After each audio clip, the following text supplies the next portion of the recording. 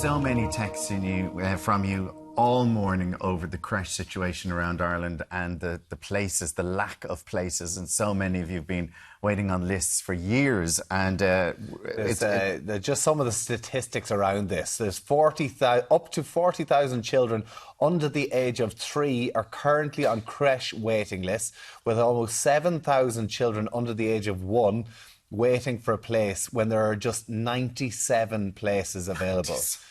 7,000 children, people wanting to get back to work, and they can't get in because there's 97 creche spaces available. And as I said, the texts have been flooding in all morning. I work in daycare, and the biggest problem is staff. The wages are so bad, people are leaving the sector and getting jobs in supermarkets. They're better paid. The government need to sort out pay first before there can be any improvement. It has been the highest turnover of staff this year than there ever has been in the child sector area. I'm childminding in my home for almost 10 years. I only charge €35 a day.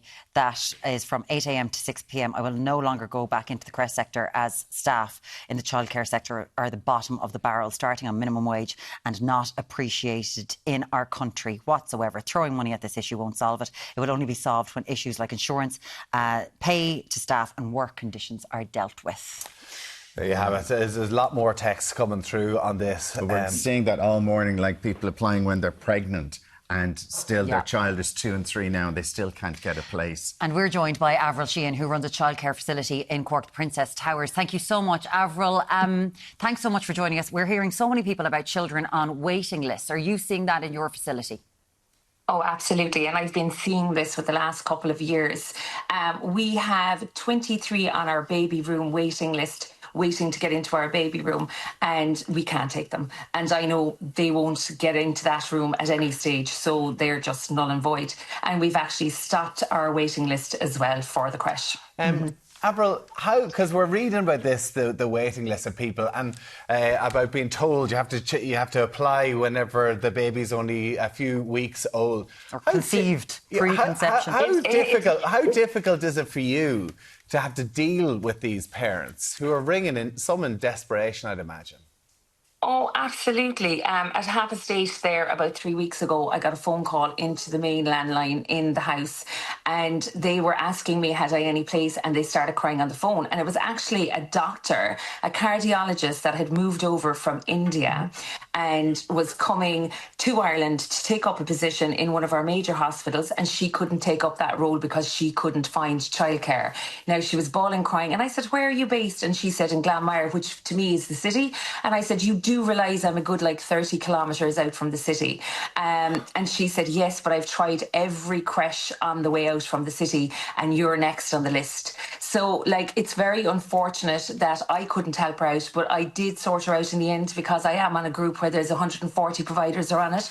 And I put it up how she was really struggling and could anyone help her, and she got 3 days out of the 5 that she required. And then of course she doesn't have the community if she's moving over here as someone else with family to help her. Now, you've mentioned there you've had to close your waiting list because it's just too full. There is obviously the government scheme that is provided for. Are you on that scheme? I was on it up until last August, and I made the decision in August to come off the core funding scheme because it wasn't supporting my business to actually make a profit. And at the end of the day, I am running a business, and I do have to pay for the upkeep of the premises. I have to pay staff wages. I have to pay, my taxes, and just as simple as toilet paper and all that. So I've been using, it's as ridiculous as this sounds, I'm using the same supplier for my, my toilet paper and my cleaning products for the last 20 years. And I was having to come away from this guy who's very reasonable in his prices, looking for something else, going to the likes of Amazon and going to all these things. And I was like, no, this isn't just working. And I'm like, why am I doing this? Why am I putting myself under pressure? And the amount of administration that comes with it as well is astronomical.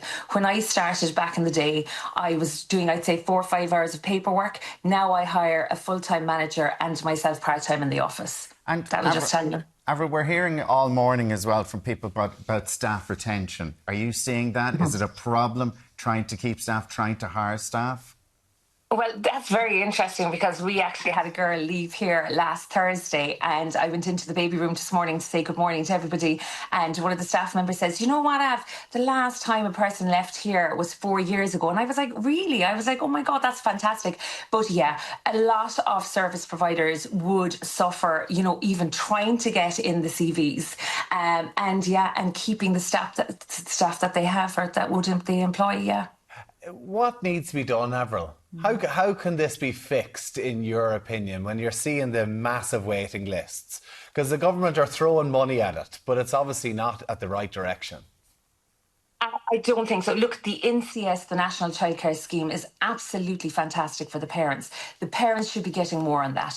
It's just they're not investing enough and they're not putting it into the right sectors, or sections, should I say. The NCS is there for parents. As you know, childcare is another mortgage on families, and it's very unusual to have 3 kids in a family in a childcare setting. You know what I mean? Usually a parent gives up and whatever, so they need to invest more there. They also need to invest in core funding and to make sure that the providers who haven't increased their fees since the likes of 2017 can be brought up to par. They lead you to believe, as in the public and everyone out there and parents, that they let us come up to an average county level. That's not right. That's not right. The amount of paperwork to apply for that, and then they're kind of going, no, you don't qualify on this level and you don't do it on that level. So they're not coming up to rates that are sustainable for a business. And just quickly, Averil, in relation to insurance costs, how is that going for creche businesses? Well, it's a monopoly. So basically, we have one insurance crowd, and we have to sign up to an association to get any little bit of deduction on that. So if I'm signed up to the likes of Early Childhood Ireland, my insurance will be €400 to €600 cheaper. And if I go directly to the insurance company, it's more. So we're caught with insurance as well, because there's only one insurance crowd that will insure us. Listen, we appreciate that you're incredibly busy. Thank you so much for talking to us about that. I can't believe it came off the funding, because you were supporting a local business, but you had to go through something like Amazon, a global, international thing. That's bonkers to me. Averil Sheehan, who runs Care-a-lot Creche in Inishannon in County Cork. Thank you so much for joining us this morning. We really appreciate it, Averil. Thanks so much. Please get in touch with us again. I'm sure it's something we'll be talking about very shortly. Will. Now, coming up on tomorrow's show, we're going to meet the businessman turned presidential hopeful. Gareth Sharon is going to come in for a chat. We're going to be talking to the Irish woman who lived under the same roof as infamous serial killers Fred and Rose West. Talk to her tomorrow. Wow. And all that on your news, sport and weather you're waking up to. Join us tomorrow for RLDM from 7. Have a great day. Bye-bye. Enjoy. Bye. Cheers. Bye.